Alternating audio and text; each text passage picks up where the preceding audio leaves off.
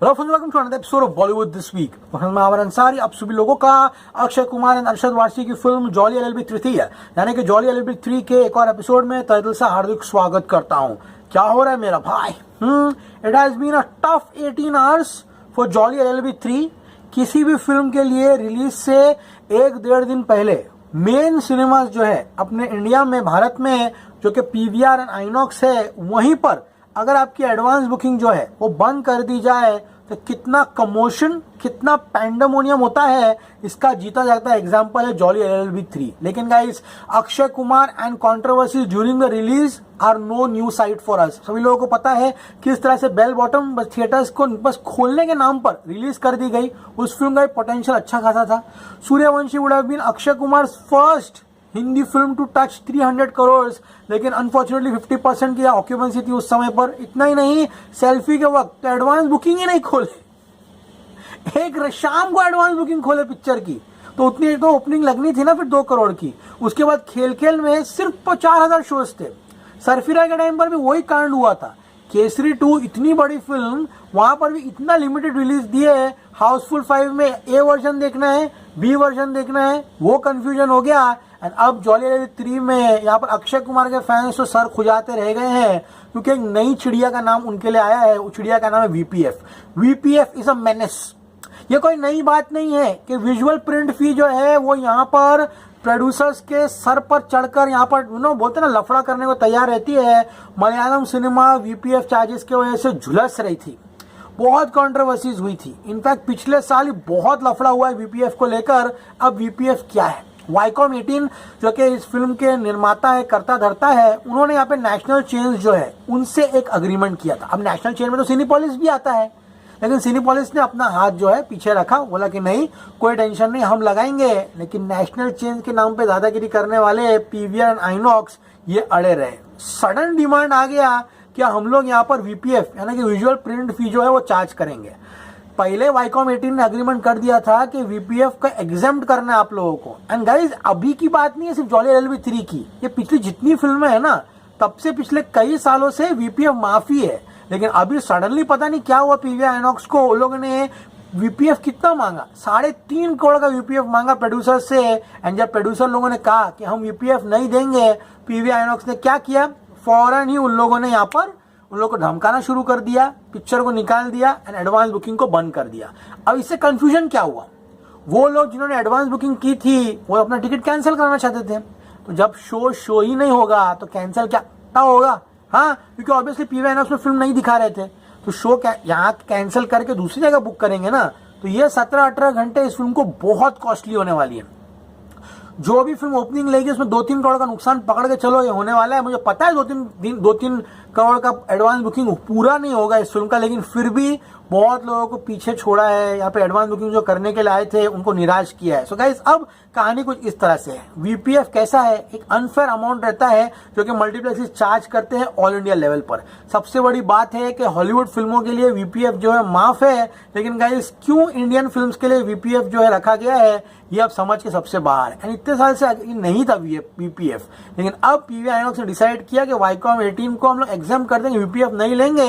लेकिन सडनली 2 दिन पहले रिलीज के लोगों ने कहा कि हम वीपीएफ लेंगे। अब की एडवांस बुकिंग खुल गई थी, लास्ट मिनट उन लोगों ने यहाँ पर प्रोड्यूसर का फायदा उठाते हुए ये टैक्टिक्स जो खेलने की कोशिश की। लेकिन गाइस, अभी सारा का सारा मैटर जो है फिलहाल सॉल्व हो चुका है। यहाँ पर वाईकॉम 18 एंड पीवीआर आइनॉक्स के जो करता धरता है वो साथ में मिले हैं एंड उन्होंने एक कॉमन ग्राउंड जो है वो यहाँ पर आए हैं। अभी फाइनली जॉली एलएलबी 3 की एडवांस बुकिंग जो है वो खुल गई है। मेरी आप सभी लोगों से विनंती है, जाइए इस फिल्म को सपोर्ट कीजिए एंड इसको बड़े पर्दे पर देखिए। सो गाइस, बात करो अभी तो 11 से 12 बजे के बीच में जॉली एलएलबी 3 2140 टिकट्स बेचा है बुक माई शो पे। एंड सुबह से लेकर अब तक 5000 टिकटें जो है बुक माई शो पर बेच दिया है। But the trending is very poor. इतना खराब ट्रेंड इस फिल्म के लिए होगा मैंने कभी सोचा नहीं। ये एक प्रॉपर सीक्वल है, ये कोई अनशन बर्न सीक्वल नहीं है, बस नाम के लिए स्टोरी कंटिन्यू हो रही है। सिर्फ फर्स्ट की नहीं, सेकंड की पार्ट की भी हो रही है।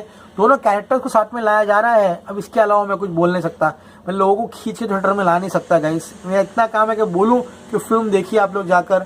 15 को 5700 टिकटें बिकी थी, 16 को 9080 टिकटें बिकी थी, 17 को 18,060 टिकट बिकी थी। अभी तक सिर्फ 3 दिनों में 32,850 टिकट दीजिए बुक माई शो पे, जो कि एक बहुत ही निराशाजनक नंबर है।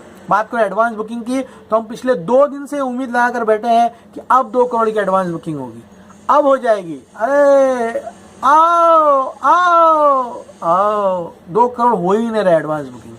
अभी भी मैं वीडियो बना रहा हूँ तो 1.76 करोड़ की एडवांस बुकिंग हुई है। टोटल टिकट सोल्ड है 66,650। तो जितने लोग ये एपिसोड देख रहे हैं, हम उनमें से नहीं है कि कुछ चीज़ बताओ, बाद में जब ठीक हो जाए तो उसको नहीं बताओ।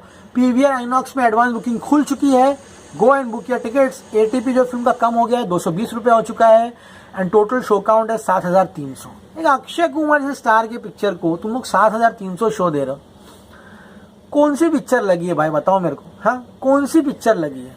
हाँ, तो तुम लोग 10,000 शोज दे सकते हो?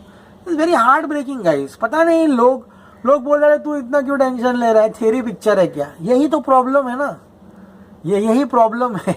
इसी का कारण है लोग घर बैठ गए हैं, थिएटर जा नहीं रहे हैं, ओटीटी को उन्होंने अपना सब कुछ बना दिया है।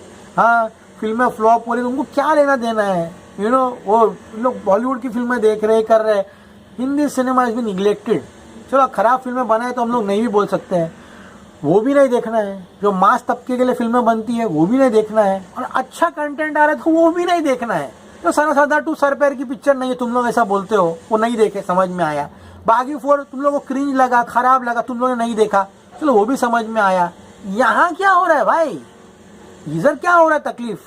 हाँ, ऑल सेड एंड डन, उम्मीद करते हैं कल वर्ड ऑफ माउथ पे फिल्म चले। दिल्ली एनसीआर में 890 शोज है, एडवांस बुकिंग 53 लाख की हुई है। मुंबई में 500 शोज में एडवांस बुकिंग 15 लाख की हुई है। पुणे 245 शोज में 6 लाख की एडवांस बुकिंग हुई है। बेंगलुरु 165 शोज में 3.5 लाख।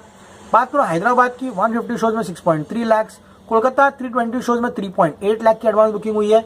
अहमदाबाद 400 शो में 9 लाख। एक जमाना था अक्षय कुमार अहमदाबाद में गढ़ माना जाता था, 50% में सूर्यवंशी ने फाड़ दिया था। उम्मीद करते हो दौर वापस लाए ये फिल्म। चेन्नई 14 शोज है, सूरत में 228 शोज में 1.55 लाख की एडवांस बुकिंग हुई है। जयपुर 130 शोज में 4.8 लाख है। चंडीगढ़ 114 शोज में 2.3 लाख है। भोपाल 80 शोज में 1.6 एंड लखनऊ 201 शोज में 3.12 लाख की एडवांस बुकिंग हुई है। माई प्रेडिक्शन स्टिल रिमेन्स 10 करोड़। कल 10 आए, सैटरडे 12 एंड संडे 14 ठीक रहेगा, ठीक है।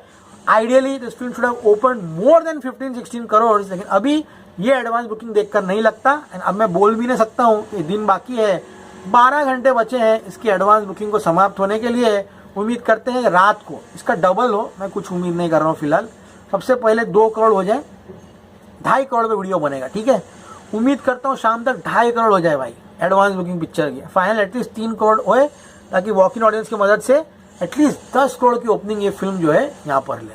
Sad times continue for the industry which can not be anything can be done about this. अभी इस फिल्म में तो क्या बहाना है मुझे पता नहीं है। तो जाइए टिकटें बुक कीजिए, Jolly LLB 3 in cinemas tomorrow. As always say stay cool man.